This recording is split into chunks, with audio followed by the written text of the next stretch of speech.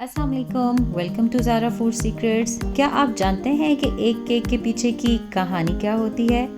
मतलब एक केक को बनाने के लिए एक बेकर को कौन कौन से स्टेप्स को फॉलो करना पड़ता है और कितने स्टेप्स के बाद, कितनी कोशिशों और टाइम के बाद आपके इवेंट को सक्सेसफुल करने के लिए एक बेकर जितनी एफर्ट करता है, आज इस वीडियो में कुछ उसी का ही जिक्र होने जा रहा है। तो चलते हैं, अपनी वीडियो को स्टार्ट करते हैं। बिस्मिल्लाहिर्रहमानिर्रहीम।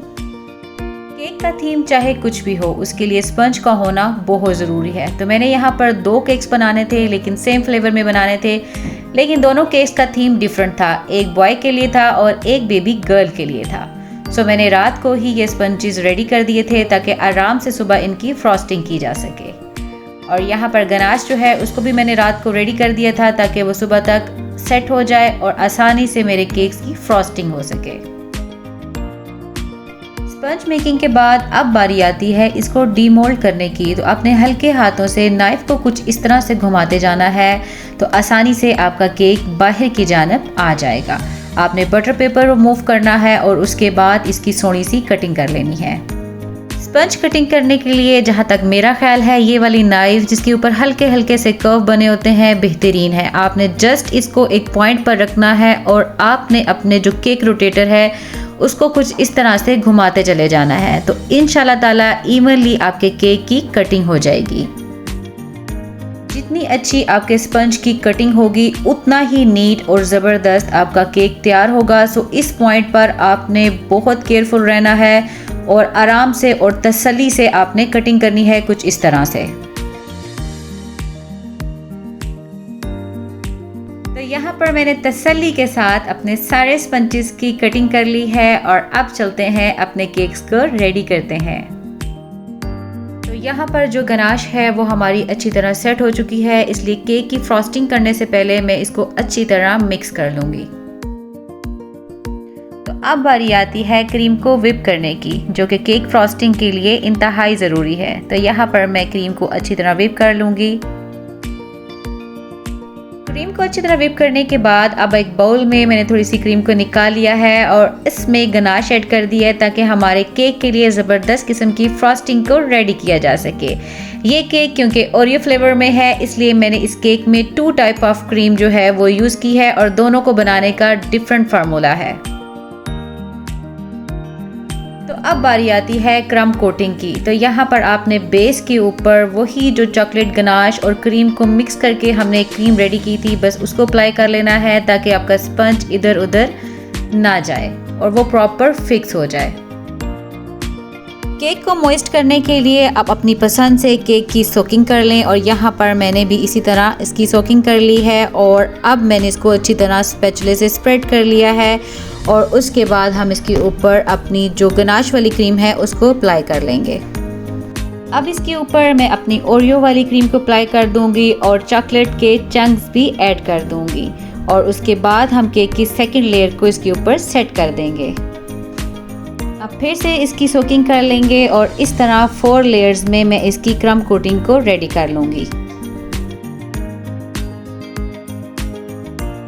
तो अब बारी आती है दोबारा से क्रीम को व्हिप करने की और उसमें मैं ऐड कर रही हूँ हल्का सा बिल्कुल येलो कलर, क्योंकि मैंने इस केक को ऑफ वाइट कलर में बनाना है तो इसलिए बिल्कुल थोड़ा सा येलो कलर ऐड करके मैं इस क्रीम को अच्छी तरह बीट कर लूँगी। क्रीम को पाइपिंग बैग में फिल करने के बाद कुछ इस तरह से कटिंग कर लेनी है और इस तरह आपने पूरे केक को क्रीम के साथ कवर कर लेना है।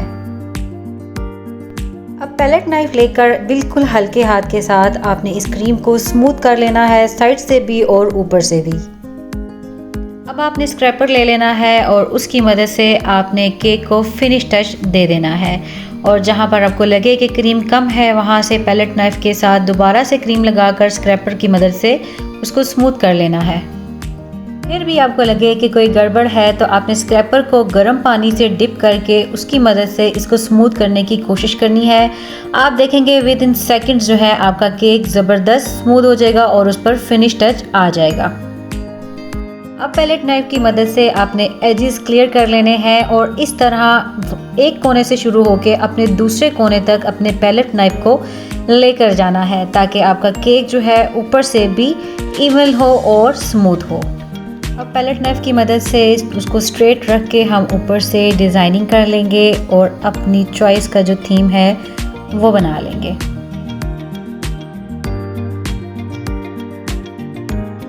दूसरा केक बनाने के लिए मैंने सेम क्रीम में थोड़ा सा रेड कलर ऐड किया ताकि बेबी पिंक कलर को अचीव किया जा सके, और पाइपिंग बैग में फिल करके पूरी क्रीम के साथ केक को कवर कर दिया और बाद में स्क्रैपर के साथ उसको स्मूथ कर लिया। मुझे फील हो रहा था कि क्रीम कहीं से उखड़ रही है, कहीं से होल नज़र आ रहा है, तो मैंने स्क्रैपर को गर्म पानी में डिप करके उसको स्मूथ कर लिया।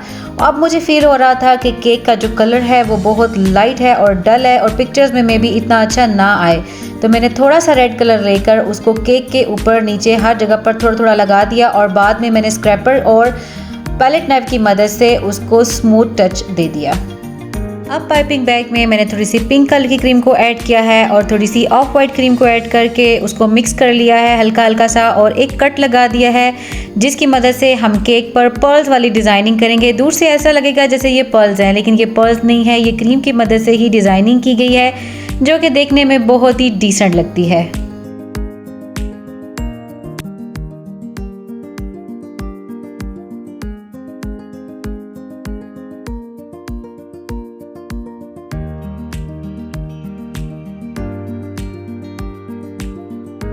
जिनके 2 केक्स थे वो एक केक अपने बेटे के लिए बनवाना चाहती थी जो कि चॉकलेट और कार लवर्स था। सो उनकी ख्वाहिश ये थी कि एक केक के ऊपर कार्स और चॉकलेट के बहुत सारे एलिमेंट्स ऐड हों, और इसीलिए मैंने उसके ऊपर एक साइड पर गनाश के साथ ड्रॉपिंग कर दी और साथ ही बहुत सारे चॉकलेट के एलिमेंट्स भी ऐड कर दिए, और दूसरी तरफ मैंने वो सी कार एज ऐड कर दी जो कि डिफरेंट कलर्स में थी, जो केक को बड़ी प्यारी सी लुक दे रही थी। मार्केट से लोकल चॉकलेट्स लेने की बजाय मैंने प्रेफर यही किया कि मैं घर में पड़े हुए मोल्ड्स को यूटिलाइज़ करूं। सो बहुत से ये चमचों शमचों वाले मोल्ड्स हैं मेरे पास, इसके अलावा कैंडीज़ के और डिफरेंट शेप में मेरे पास मोल्ड्स अवेलेबल थे। सो मैंने सबको यूटिलाइज़ किया और सबको भर कर रख दिया और उससे बहुत से प्यारे प्यारे से एलिमेंट्स अचीव कर लिए।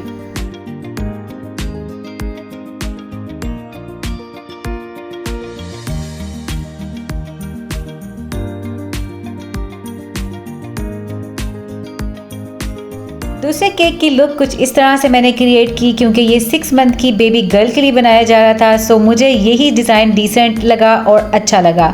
सो मैंने इसकी इस तरह की लुक क्रिएट की। आई होप सो कि ये आपको बहुत अच्छा लगा होगा। फॉन्डेंट वर्क की स्टोरी तो मैं आपके साथ शेयर कर ही नहीं सकी क्योंकि टाइम ही बहुत शॉर्ट था, क्योंकि इसमें ना सिर्फ मुझे 2 केक्स रेडी करने थे बल्कि 24 कप केक्स भी रेडी करने थे, उनकी फ्रॉस्टिंग भी करनी थी। जब मैंने टाइम देखा तो मेरे होश उड़ गए। मैंने जल्दी जल्दी से काम को वाइंड अप किया और जल्दी से कप केक की फ्रॉस्टिंग की और उनको कॉल की कि आप अपनी चीज़ें आकर ले जाएं, क्योंकि उनका इवेंट उस टाइम पे स्टार्ट होने ही वाला था। मुझे उम्मीद है कि मेरी ये छोटी सी वीडियो आपको काफ़ी इन्फॉर्मेटिव भी लगी होगी कि हम बेकर्स की लाइफ कितनी टफ होती है और साथ साथ हमें घर भी मैनेज करना पड़ता है और चीज़ों को भी मैनेज करना पड़ता है।